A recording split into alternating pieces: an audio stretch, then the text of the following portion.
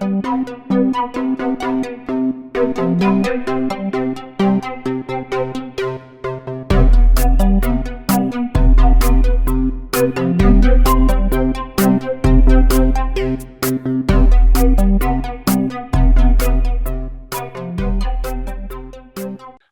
to another episode of Silver Lining for Learning. This is our 46th episode, and we have a very, very special guest, Stephen Harris from Australia, who's been doing a lot of paradigm shifting. We talk about shifting the paradigm. He's someone who does it. But before that, let me introduce our host. And I'm Yong Zhao from the University of Kansas and the Melbourne Graduate School of Education. And we also have Kurt Bunk from Indiana University, as well as Chris Didi from Harvard University. And so, as you know, this is our 46th episode. We are going to go on for a long time. We've enjoyed this.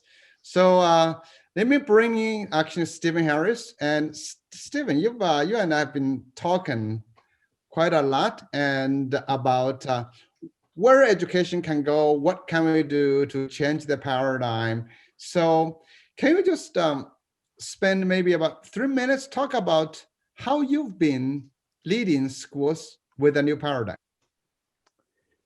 Okay, thank you. Thank you for the opportunity to come onto this Silver Linings program as well. It's great. Yeah, look, I'm a person who has always question status quo. I'll acknowledge that, that right from being a young child at schools across 3 different countries, New Zealand, Australia, and the UK. Ironically, I finished up at the end of my own schooling in a context where I didn't like school at all. I was probably had trained myself to become a pretty reasonable truant. But then as politics would go in Australia at the time, we were offered free scholarships to university if we became a teacher. And I took that up. My family had a lot of history of teaching at both university and school levels as well. What I discovered immediately was that I loved teaching and I loved learning. And I guess so that there was a process of leaving behind schooling, leaving behind teaching, and loving learning came into my being at a fairly rapid phase at university. And so and I trained for both primary and secondary schools, and I taught every grade basically from 5-year-olds through to 18. And during that process, I guess I just enjoyed the creativity and the freedom of teaching, the freedom of being in a school. I never understood why people stuck to the traditional systems. I never understood why they thought that exams were wise if they were already failing in terms of if there's a percentage who are cheating or a percentage who are disadvantaged or anything else. Why did society keep it? Anyway, so fast forward, when I became principal of a school in 1999 and was given the opportunity by the board at the time to say that they wanted me to grow the school from 250 to 1,300, and to do that by, I guess, observing what I considered to be best practice around the world. Well, I already had observed best practice in the context of teaching and learning. I got the opportunity to visit a number of places, to hold dialogues, and to take my team with me. It was never by myself. And so we created a model that was quite different from traditional models, but within a registered government school or a registered school in Australia. It was part of the independent sector. And that opportunity showed me that it wasn't about the spaces, it wasn't about the content. It was ultimately all about the culture. And you could shape a culture of learning, and you could shape it really to go in any direction, provided you had the team with you and you had the vision. And that finished up leading me to do my PhD on the whole process of the collective envisioning being at the base of sustained educational change, because I've watched over the years in multiple countries educational reform sort of not work, and that led me to Learn Life. And ultimately, in Learn Life, an amazing opportunity to then say, well, let's start from grassroots. Let's say, what do we think should work? And we placed relationship right at the heart of learning. And then we've Stephen, built... just since you are talking about Learn Life, can you just make it more specific, just as if you were describing something that nobody Okay, knows about? I think that would about... be really wonderful. I think it's a Okay, great initiative. so Learn Life came about.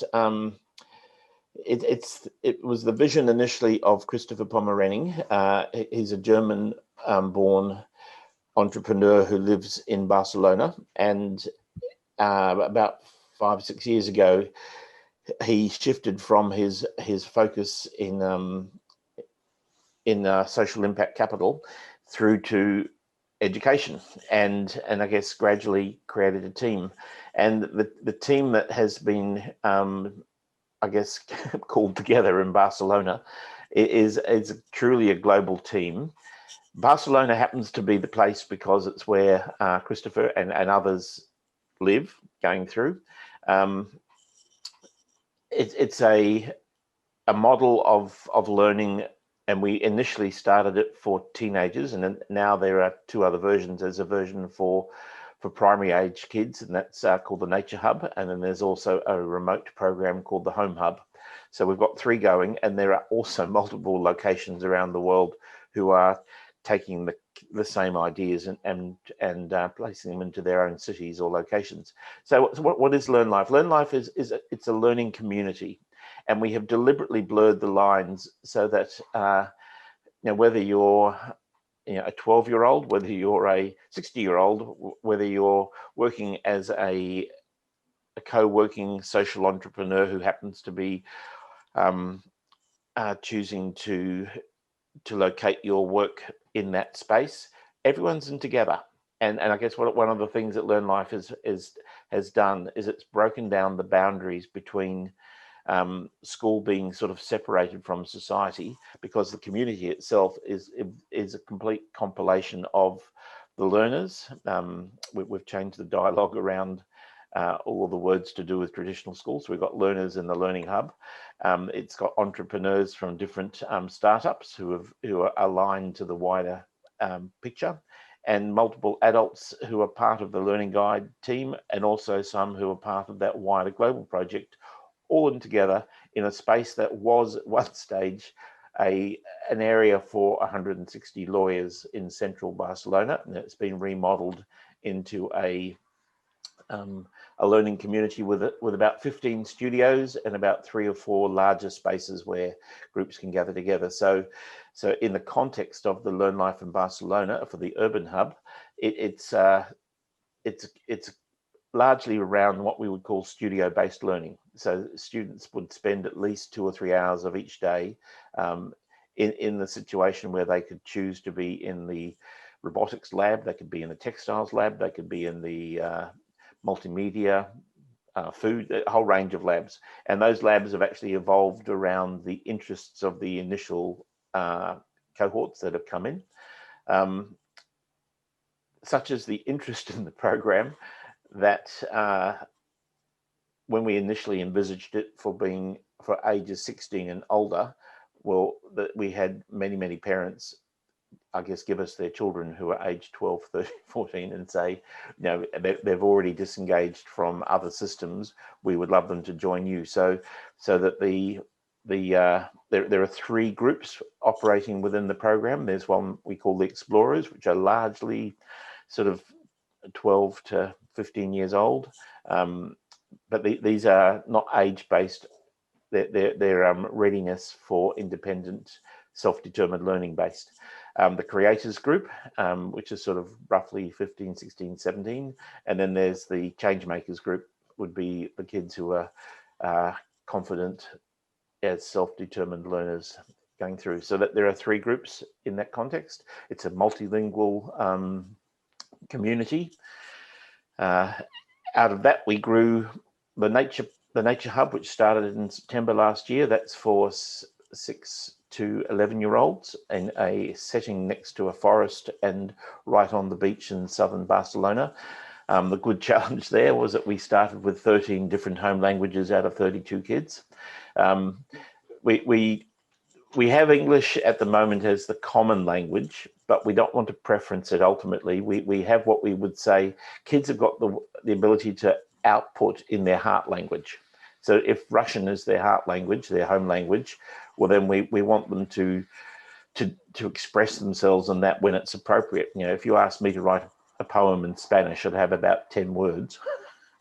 If you asked me to write a poem in English, I could obviously express myself completely differently. So we've played with, we've tackled the challenges, we've come up with solutions, but the key thing is it's about a team. It's about a team of people working together and co-creating what we believe to be the paradigm that we can place into any context, because it can work in any culture. And we want people to take the ideas and to contextualize them. It's not a textbook. It's not, do these 5 things and your school will change. It's about shaping culture. It's about placing relationship at the core of it. It's about leading people to becoming self-determined, self-directed, and purpose-infused learners. Sounds wonderful, really. And there's a tad of jealousy here when you say you've worked in the UK and Australia and New Zealand, my 3 favorite places in the world, and now to work in Barcelona, one of my favorite cities in the world. I went to the website real quick because we put it in the chat window on the Learn Life, and the goals of having impacting 100 million learners and 100,000 schools. Each week we talk about impact on the show, and sustainability issues and scalability issues.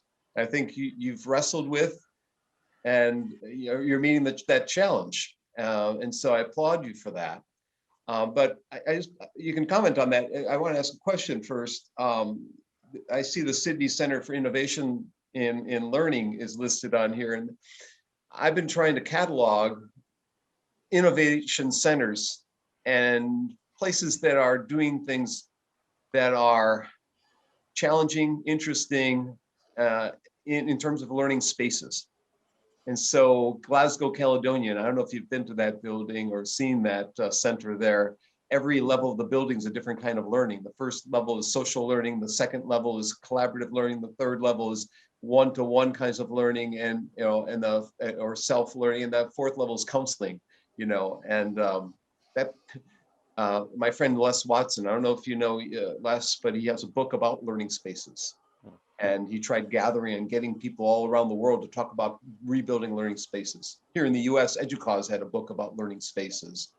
And here at Indiana, where I am, in Indiana, we have the Mosaic Project for active learning spaces. So I'm wondering if you're involved in communities like that, and if there are conferences related to that I might attend or go to, and people in our audience might want to go to. Well, what kind of ways can people who are watching this get involved, and how can they get involved? Lots of interesting directions in that question. If people had Googled me back in the early 2010s, that decade, you probably would have come up with everything to do with space and school design, because that's what I was known for. And it's not that I've strayed from there at all. It's more that we didn't want people to come to the Sydney Centre for Innovation Learning, which was part of Northern Beaches Christian School. We didn't want them to come and think that it was about furniture or space. They had to come and recognise it was about pedagogy and people. And that was our goal. In terms of spaces, yes, I'm an absolute advocate for changing spaces. I mean, I have provocatively said in a number of occasions, the best thing in a large city would be to hand over our schools, traditional schools with their cell classrooms, to aged care facilities, because a classroom is about the size of a nice independent unit, and it's all got wheelchair access and everything else all together. And we'll take over the shopping malls, we'll take over the old factories. That's where they're far better spaces for learning communities. Why don't we just do a switch? A switch. I guess one of if I have a project of pride, it would be the building that we we co-designed at Northern Beaches. So the Sydney Centre for Innovation and Learning was an idea that I came up with in 2005, where I knew that to harness the energy and the ideas of the actual teaching, the people that were the teachers in the school, I had to get a means by which we could network that enthusiasm and let that drive the school rather than the hierarchy. And I guess if you look at Kotter's dual operating system in his book Accelerate, we were a very good example of people opted into a network of change, and that network of change was ultimately the Sydney Centre for Innovation and Learning. So any person that wanted to join could join. If people didn't want to join, that was fine, provided they knew that their role was to support the vision that generated from that network going through. And in that way, we actually accelerated change and innovation dramatically, because we were using the power of the teachers and their enthusiasm, and with the kids as well. Kids became very good designers of furniture at that time, and I guess that for me gave me that sense of, if people understood and helped shape a strong vision for where they wanted to take the community, it was that collective envisioning process and everyone understanding that vision. The vision wasn't a daydream, it was a very tangible concept. And as I looked at other schools around the world that were very strongly vision led, that's when I strayed into my PhD, looking at the idea that, in the 1990s, there was a lot of stuff in the business world around vision and collective envisioning and understanding the case for urgency for change. But there was this gap in the education world. People, if a vision statement was created, it was either so many paragraphs no one would ever remember it, or it was shoved in a drawer and it was forgotten about. It didn't drive change. And for me, we needed to find a way of driving that change, but spreading. For me, it was like my role was to plant the trunk of the tree, and I wanted the whole community to put the branches and the leaves and the flowers on. And if there was a problem that the branch or the leaf or the flower didn't quite fit, it wasn't their fault, it was my fault. Because we hadn't got that vision in place going through. And that vision led to a building at Northern Beaches. I mean, I can share I think on my bio, there's a link through to it. It was the concept of and I got the idea from Barcelona Airport. And at that stage, I had no contact with Barcelona other than attending a conference there. But I sat in the airport and saw this giant canopy under which all activities took place. And when you might think that it would create enormous acoustic problems or a whole range of things, it didn't. And that was because the airport's very cleverly designed. The entire ceiling, so many spaces are all actually acoustically engineered for sound.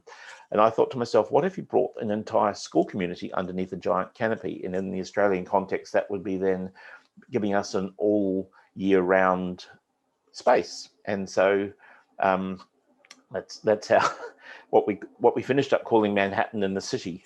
The building, it was called Project Barcelona. It was being built, and I had to convince the community. I said, okay, this building has actually got no walls on three sides, and people just couldn't even get their head around that one. But it's a giant canopy with three sub buildings, and the sub building came to me that it was like going uptown to Manhattan. And then we had the city, was the space that was under the canopy, but not one of those three buildings. And that could actually cater for up to 2,000 people informally, either sitting just around the spaces. We had 18 gardens built into it, and the building itself generates its own electricity and water. So we were able to, I guess, through a building process, show everyone, okay, here was a completely different space for a school. We located a cafe right in the middle of it.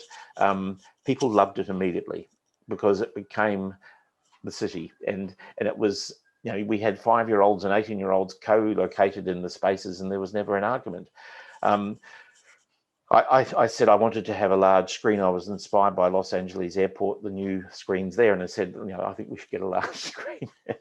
And we finished up with a screen that was 9 by 8 meters, and I discovered afterwards it's actually the largest screen in the Southern Hemisphere, powered by solar power, because it comes off the roof.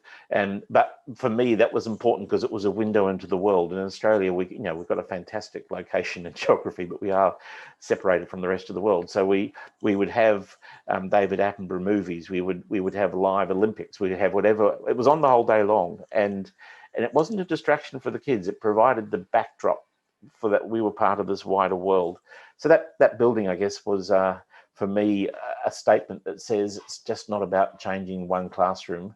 It's actually about re-envisaging the entire space from a viewpoint of being democratized space. And yeah, when I was there, I didn't have an office. I convinced others not to have offices, and we just lived in the space. Sorry. Yeah, I thoroughly enjoy getting stuck in an airport with you for a few hours and talking all about this, whether it's acoustically sound or not. I really enjoy it. I think Chris wants to jump in here. Yeah, so this is obviously quite a powerful model. And like many powerful models, it has deep roots in the history of education. So for example, the original vision for Montessori was that when kids hit adolescence, they got out of the school, they went out into the community, they lived life away from the formal academic setting for a while, and then they would come back when they'd gotten through those sort of tumultuous middle years. I remember eons ago when I was a graduate student, we learned about a short-lived initiative in Philadelphia called School Without Walls, in which there was a cohort of students and there wasn't a building. And so every day they met on a street corner, and then they figured out what they were going to do that day. And obviously there was a lot of power to that, even though it didn't sustain itself. In Boston, there is an innovative lab space of the kind that you described with the different centers, called NuView, N-U-V-U. Yeah. Two of my kids, as part of their independent school education, took a trimester off and went to NuView and appreciated the value that space provided. But despite the deep roots and despite the power of the model, it's been hard to sustain, at least to this point. And I like the collective envisioning, because one thing that makes things last is shared ownership. If people feel that they're co-owners of an innovation, they're going to fight not to let it go, compared to it just being a command and control situation where, okay, now I'm going to do this because the boss says this is the new approach. But I'm wondering, first, would you think a reasonable title for you would be Chief Collective Envisioning Officer? From a learning perspective, because I have to pay tribute to Christopher in his role at LearnLife, because he's a Chief Empowerment Officer. My working title there is Chief Learning Officer. I strongly believe in co-creation at every level and co-envisioning. Yes, I mean, the very first thing I did went back in 1999 when I could get money set aside was I took 10 of the people out of it. We only had 35 staff, but down to Melbourne and to Adelaide. I said, I simply want you to look at other places, and then it's the dinner time conversation that's going to create the change, because you're going to see ideas, you're going to want to have them. I guess one of the other things that I learnt in that role of being a principal of a larger school was that you had to create your budget where you could resource a good idea immediately. Now that meant quite a few things. It meant that anything that was requested budget-wise had to be requested within the parameters of the wider vision, and we had to have sufficient agility in our budget to not wait 6 months or 1 year to the next cycle, but one day to say, we love your idea, let's work out what we can do tomorrow. Because with teachers, they're going to get exhausted if they have to then keep pushing their ideas back. one of the things we did when we were looking at how would we use the new space of that project, Manhattan and the city, is that for different reasons we'd come down to the idea that teachers should never talk for longer than 7 minutes in a class without boring the kids. That was a process we'd come to by collective agreement. But that also meant that I couldn't talk to the staff for longer than 7 minutes at any time. So we shifted all of our professional development into active processes to mirror what we wanted people to do in the class. And so I sent off 130 staff to different museums and spaces around Sydney with a budget for a cafe and a conversation. And they had to look at how did they see information being conveyed, and what did they learn from that, and then come back and rethink the spaces that they were about to inhabit, whether they were new or older ones. And that unleashed an amazing level of creativity that would have been way beyond anything that I dreamed of. The music changed from being 2 rooms to being a nightclub where kids from all ages were in together. The teachers said, we don't need to separate out our 18-year-olds from our 12-year-olds. Let the 12-year-olds get inspired by the 18-year-olds. But to do that, we'll have to have them all able to access their specific learning online whilst they're sitting in the nightclub. And the nightclub with them was surrounded by three jam rooms and 2 recording studios. And at the end of every session, for the last quarter of an hour of the 75 minutes, it was a concert, for the kids that wanted to listen and join in. That absolutely re-energized music within the school. That wasn't my idea. That came from the teachers who came back from that day and said, this is what we would love. So I have a theory, and I'd love to get your thoughts about whether you would agree with it or shoot it full of holes. I think that if you've got collective envisioning at the heart of something, there's sort of a lower limit and an upper limit. There's a lower limit because you've got to have a critical mass for a whole bunch of reasons, because it's a diverse ecosystem that you're creating and you have to be able to staff it.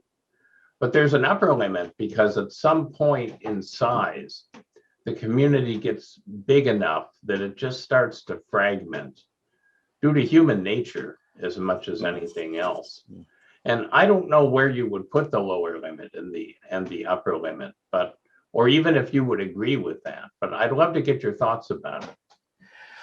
I think the answer to that lies in the culture and the willingness to shape culture. I mean, I always sidetrack, sorry. I'll sidetrack my own answer here for a second. One of the things that we noticed, we didn't want to tell kids that what was in their heads was wrong. They were coming into the school in Sydney and they had surfing, skating, soccer, sex, whatever was in their head as teenagers coming into that school. We didn't want to say to them what's in your head is irrelevant. We had to make a culture of learning stronger. So we were prepared to shape everything. And that meant the greeting, the way in which teachers interacted, the pedagogy of the classes, the use of spaces. It ultimately had to be a stronger, more visible culture in that context. So shaping culture is really, really important, but then knowing which questions to ask. And I guess this is what I've liked about my conversations with Yong, is the questions we ask are really important. At the moment, I'm looking at the 4 areas that I'm trying to actually work on that paradigm shift within. Assessment and measurement. We know lots of people around the world have got those 2, but the other 2 that I've now placed in there are credentials, because what is a credential, for heaven's sake? If I go, I've worked in sub-Saharan Africa, and I could get a school credential there which wouldn't even be looked at twice in some other countries going through, and yet there's a very valid learner. I could controversially say, what's a badge? Is it like a scouting badge? Is it, what is it done? When is it good to have different levels of attainment? But there are some circumstances where that's good. But the other question I've now thrown myself into is it mandated curriculum that's holding everything back? Beforehand we've said it was assessment that held everything back. So I've radically revisited this topic, and my most recent thinking is to say, okay, I knew nothing about DNA other than it came from some base codes. I was inspired by a person, a young child who was creating her own communication code because she had a verbal challenge in terms of being able to speak the way that others can immediately. And as I watched that happen, I became aware, you know, it's all about learning the right codes. We need to learn the code of communication, the code of literacy and lingualism and language within our society, within our particular community. We need to learn the, you know, what do I need to know to be able to think mathematically and to have that code of numeracy? What do I need to have culturally in my community? What's the code there? And I thought, okay, if we shifted away from content to the idea of the base codes of knowledge, well, there's nothing wrong with helping kids pick those up in those early years. You know, we don't want them to, direct instruction might work briefly, but we want them to learn it through play. We want them to learn it through nature. We want them to learn it through experiences. But ultimately, there's different codes of knowledge and understandings which are really, really helpful for children. So Stephen, yeah.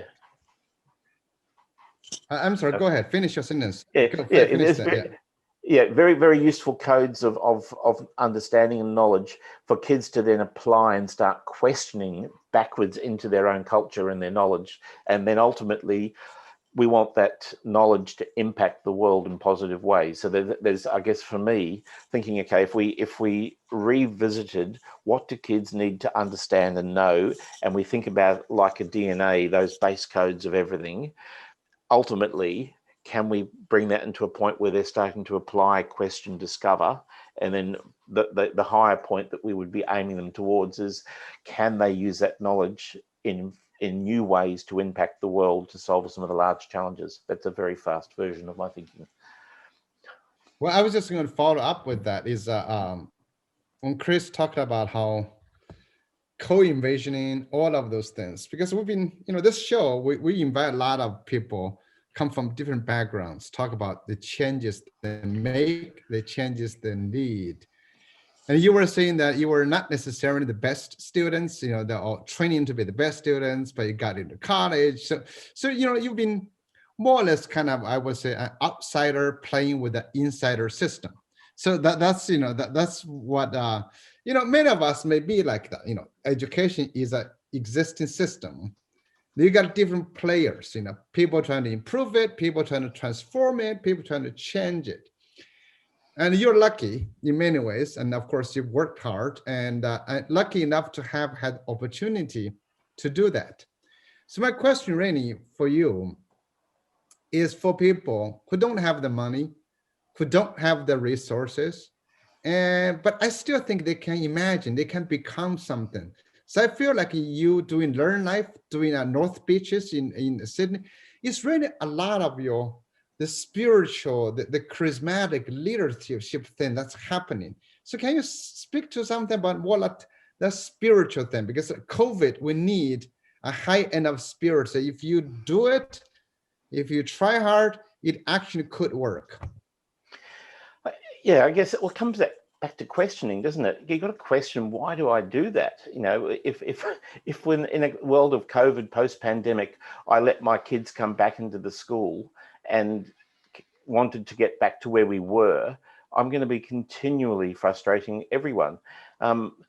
If I pick up on the first point about, you've talked about me working in some amazing locations and opportunities. I absolutely love my work, which I've been doing for the last decade, about 1 month of every year collectively in northern Rwanda.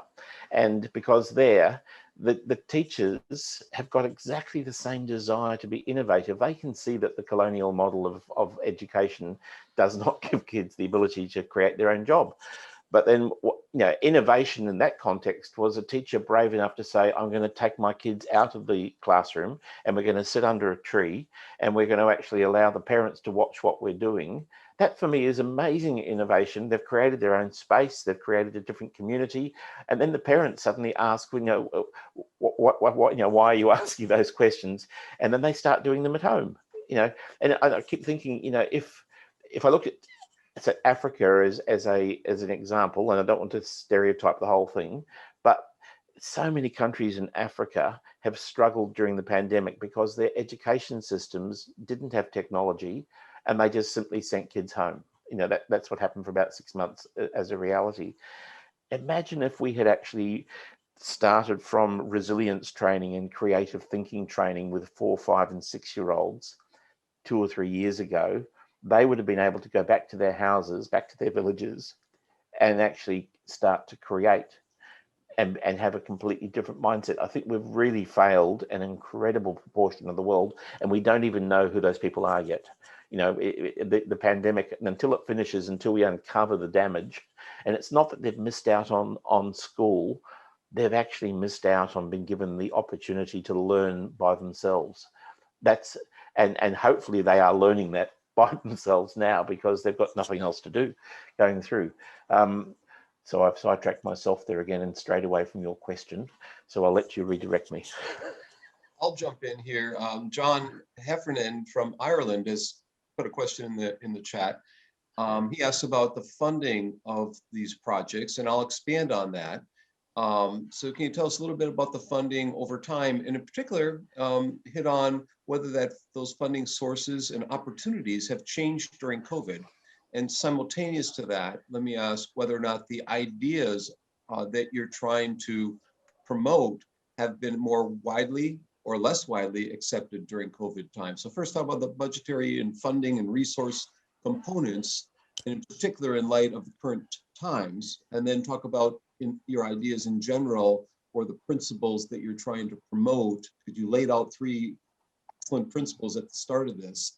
Okay, well, I've worked in 3 different funding models. I've worked within the government system in Australia, where whether you're government school or non-government school, you get a level of funding. I guess the fast answer there was you had the capacity to shift the resourcing of that school around the vision. And if you did that effectively, that's how you funded it. So we're talking about a larger funding budget operation happening there. The problem is the wastage in those things. But if you can actually harness the budgeting and the resourcing around where you want to go, that's how you'll get there. In the Barcelona LearnLife context, it's social impact investor funded starting off. And I guess our experience during COVID is that if the vision is strong, if people are inspired, it's only going to grow. You know, you're going to get other people saying, hey, we want to support that. And so I guess the model in the context of what we're doing at LearnLife is that is the social impact entrepreneurs supporting the vision, because they can see this is where they want to invest their time and their money and their energy going through. I could then talk about the other model in the Rwandan or similar country context, where there isn't a budget going through, and the only budget you've got is your own use of time and your own use of space going through. I think, again, it comes down to the same answer, is that if vision leads the budget, whatever that budget source, then you'll actually head all in the one direction. It's when you start worrying about different components of you know of that wider budget process. Because I guess there are 3 very, very different systems I'm talking from there. In the Barcelona project now, in LearnLife, the fact that we're actually focused on a particular goal, and that is establishing a hubs model of learning that can be picked up by any community and contextualize, then that's helping shape and drive our use of things there, because it's not a large budget. It's using an existing space. It's tweaking the spaces. It's making them work, and recognizing that you've got to make them work before you've even finished the spaces sometimes. But then if you take the nature hub, you know, we converted 2 rooms, but then we've got the forest and we've got the beach and we've got the grass. You know, that's a completely different budget model going in there. So I think if I was talking about a large institution, you've got to be prepared to say everyone in that institution, if they want budget resourcing for their ideas, has to be able to grow the vision and then get their resourcing within that collective envisioning process. I think Chris again is going to jump in here. So one of the things you said earlier that I agree with completely is that it's not really the student's age that matters. It's the extent to which they're capable of self-directed learning. And we know that we're all born capable of self-directed learning, but unfortunately, life undercuts that capability for many students, even as early as middle school. They've been through either schooling or the context of their lives outside of school, or both. They've lost that, or at least it's been suppressed to the point that it doesn't evidence itself automatically. So do you think that your model is really for one type of student, or is there some path that students who enter, who through no fault of their own have had that capability undercut, can regain it? Totally, they can regain it. I think we've got to consider what have we filled a child with, and we've got to shake out all of the things that are unhelpful. You know, and the same with the teachers and the community. If people think that school uniform in Australia is the be all and end all of, you know, I want my child to go to a school that looks nice because in Australia they wear uniforms, then that's the wrong end goal. If you think, you know, I'll quote something here carefully. I can remember once hearing a person in a coffee shop in Sydney saying, I would be mortified if my child got less than 90, because how would I look at my neighbours? And I just thought, yeah, you're talking about your child's life here, and 90 is still an incredible result if you like those results going through. What on earth are you talking about? I think for me, relationship is at the core.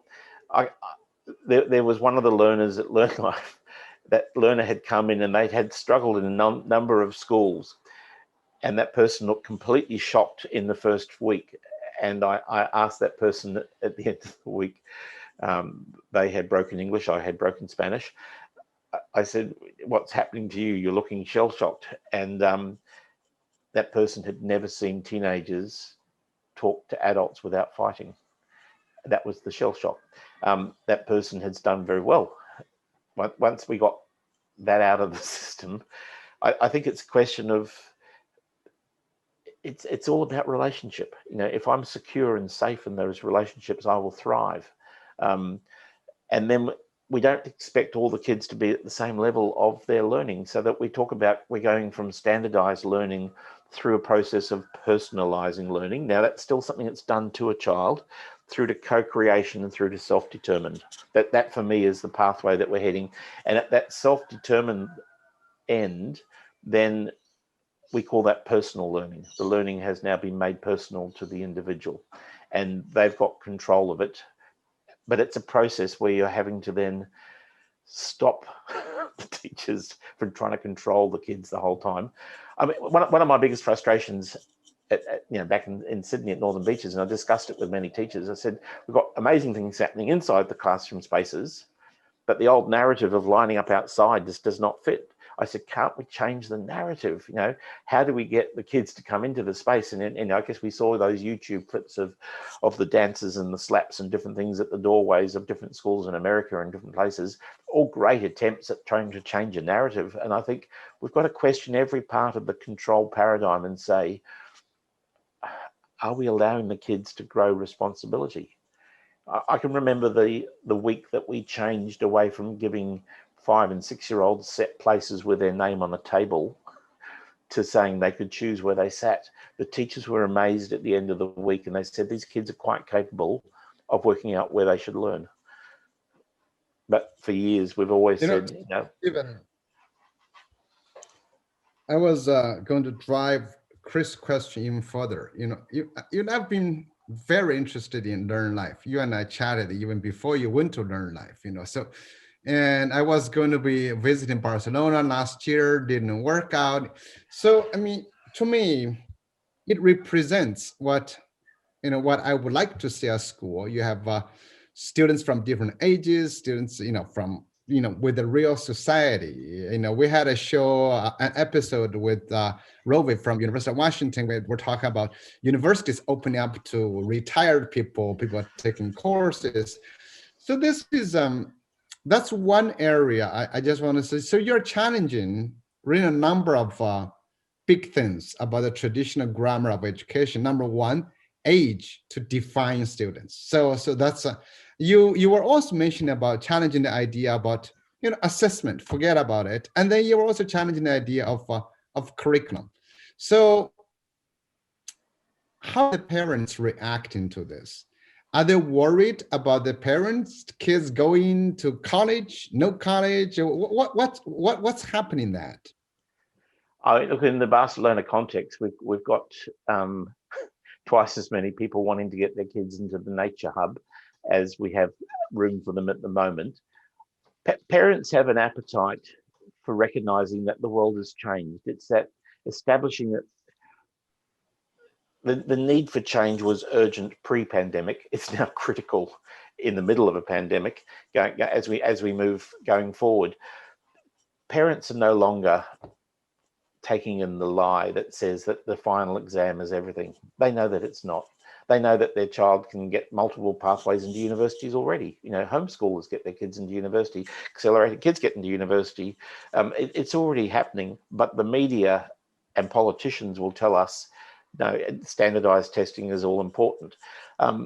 In the model that we're working with at the moment, if we have a child who's age 16 that wants to go to Cambridge or wants to go to somewhere in the UK or America, we will help them get their SATs or their Cambridge International, but we're not going to inflict that on the entire group who've got no desire to go to those same places. They've got different end goals. So we've got to make it, that end goal process, far more personal. At the same time, we are then developing what we're calling a learning vitae, where kids can self-curate the best examples of research or their learning, whether that's in an academic project, whether it's in a video, whether it's in an exhibition or whatever else. But as kids start to self-curate the best examples of what they can do, and possibly their collaborative projects in there as well, then we need to then be talking to the universities to say, are you prepared to take this as a valid entry point? It's fine, we can get kids to do exams because we're in this horrible world of both and at the moment. So if we don't keep pushing the edges of what might become a better way to assess a person's suitability for a particular course, especially when that course costs a lot of money, then we're going to be failing if we don't keep pushing those edges. At the same time, we've got to remember that the systems haven't changed. And so it may be that we've got to then work out how do we better support the individuals to do the exams that they might need to do because that's their choice. So I think, with all of these areas, we've got to be thinking 10, 15 years ahead, and we've got to be thinking 1 week ahead. We've got to be doing the whole lot, and we can do that. I love what you said. Okay, if you want to go, we will do it. I like that. So that's really what I call personalization, because you and I had chatted before. When people hear about this thing, they think, oh, you let kids do whatever they like. It's actually, it's a personalized plan, very well structured environment. But I'll let Kurt ask another question. Kurt, go for it. It's an extremely important point, so I'm glad you jumped in there. Punya's handling the chat. Sometimes he's the co-host with us, and he's asking, Stephen, you talked early on about building a culture and a system. What are some of the insights that you can share about designing culture? And every week it seems like I'm the one asking at the end, what are the principles that, but you answered that at the beginning. So we can ask even, more important questions like Punya's here. How do you build a culture and a system? Yeah. I think you're building the capacity of the team to all co-own a process here. And if you're talking about a system, you've got to recognize the systems from where you've come and where you're trying to go. Now, one of those systems that we're developing, whether it's in the nature hub, the urban hub, or the home hub, the remote learning, is that if we look at creating a schedule based on what we call the core building blocks. Now, those core building blocks will include, does a child have the requisite knowledge and understanding from those base codes of learning and information, but the building blocks might also include time to discover. Now, in the Helsinki version of that, the city requires all teachers to spend at least 10% of the week out into the city of Helsinki.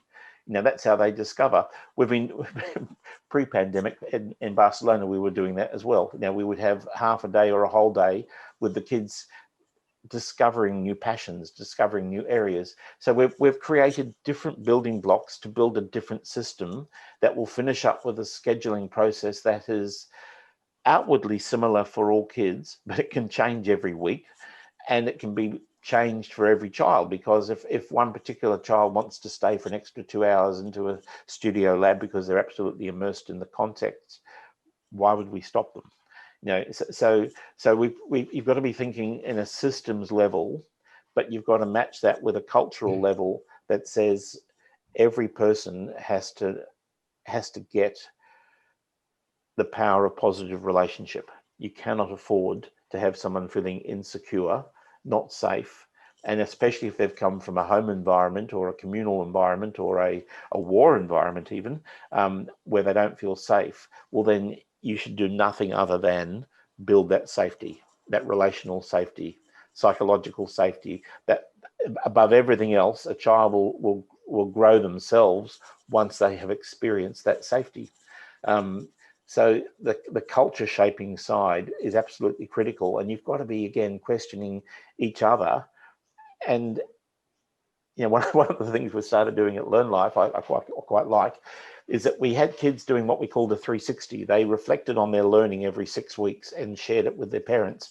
We're now getting the adults to do that, the learning guides, the teachers, the non-teachers, the accountants, everyone in the team is actually choosing to do a 360. They're sharing with others what they have learnt, and then getting what we call tips and tops from the team as to how they can improve what they're doing. And so it's not just a question of then saying you kids do an exam.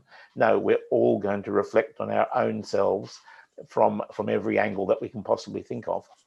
So that goes back to your earlier comment about visioning coming from the business sector, and education was lacking in some of that. The 360 idea comes from the business sector as well. Yeah.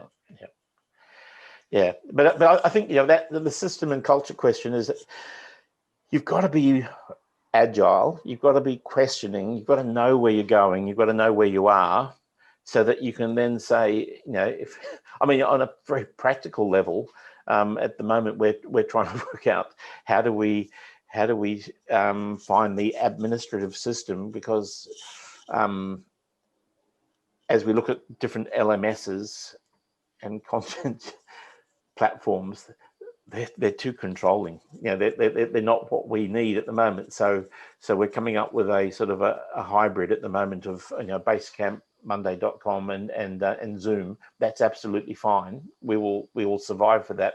But we've got to picture now a stronger platform that enables that self-determined learning and doesn't try to tell people this is what you have to learn next.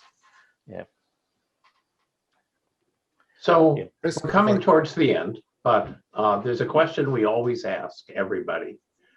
Silver lining for learning was started when things began to shut down because of the pandemic. And we started it because we believed that in addition to the challenges of the pandemic, there were opportunities from the pandemic. Now, as I think about what we talked about today, there's a challenge, which is that social interactions are now more difficult. And in fact, sometimes because of lockdowns, it's just not possible to have, you know, a school that's distributed across a community. The thing that I see, and you may see others as well, that the pandemic has offered is that the community is seeing that there's learning that can happen that is not in a classroom, and it's not in the school building, and it's in the home, and it's you know, with family participation and possibly community participation. So let's assume that things don't rapidly go back to normal. Do you see modifications to this model of that can tune it to both the opportunities and the challenges that the pandemic has posed? Totally, yeah. I mean, one of the sadnesses that I've had in Sydney is watching the schools get back to the old normal too fast, because the government's done a good job of keeping things under control. But then, like Melbourne, they get thrown out for another week at the drop of a hat going through. So that tells us no, we haven't. We're all part of this new world going through. I watched schools for a while in many countries. If you had 3 kids in your family, you had 3 different teachers overlaying a timetable via Zoom onto that family, which became so destructive. I don't know how parents would even survive going through. As we explored the concept of what did we do with 6, 7, 8-year-olds online, we worked out that, okay, we did it in half-hour hits, of which only 5 minutes was shared screen time, and that had to involve at least 2 minutes of a video. And then there were 20 minutes of creative response time, and then there was a 5-minute break going through. So I guess as we started to work out that model, we then had to then say to the parents, okay, when you go to the supermarket, when you're allowed out, you've got to try and buy these items from the stationery section, because we're going to try and build up. And then we had to start thinking, where were the numbers in an apartment block in Spain? Where were there letters in different languages in an apartment block in Spain going through, and to start thinking through all of the resources that we could find that were already in houses going through. But within that model of then saying, okay, it's 5-minute input, we might give them a little video clip about the physics of a parachute, and then we get them to start making their own little parachutes they can drop in their stairwells, off their bed, whatever else going through. And we would send parents the information around, this is what we're going to try and do today. But then we also brought in cooking a meal, reading a story. They were all part of the program. I mean, don't give kids 6 hours of schoolwork and then throw them into the family tasks. Bring them all together going through. I'm really enjoying it at the moment. I'm working with 3 kids who couldn't return to Barcelona. They're all teenagers, and they're the most amazing self-determined learners I've ever seen. That they're finding courses in Shakespearean improv online. They're finding courses to teach themselves new languages and different things. I think, again, we've got to move away from this mandated curriculum to then say, can we get the kids to start owning the process of finding out how they want to learn, what they want to learn, and then the key point of coming together in those online environments, what we've found is the conversation about life. We start off every day with it should be 50 minutes, but always goes to 45 minutes. We bring a Zoom backdrop like my one here of Sydney. We share our personal histories, and someone finds a picture of a city they once lived in, and we've got to try and guess where it is. And then we go onto Google Earth and we start sharing conversations about life and about people. We've got to be comfortable in this pandemic context to say the relationships are critical, the well-being is critical. You don't do that in 5 minutes. You do that through deep connection without an academic purpose. Now, I'll be careful when I say that, because the deep connection there is about relationship, and you want the kids to feel connected to each other and to a wider community, and that takes time. But then you've got to then say, what can they work on? How will they work on it? And how can they share that information down the track? So that it does require a complete rethinking. Let's, for heaven's sakes, don't try and replace a timetable onto Zoom. So Stephen, thanks for Chris' question. I think we're coming to the end. It's a fascinating what you're doing at Learn Life. I would like to learn more. And one of our co-hosts, who is not on the screen, Punya Mishra, suggested that could we invite some of your students and maybe staff to another episode of this? Is that possible? Yeah, absolutely. Yeah. No, that would be fun. Okay, I'll be back in touch.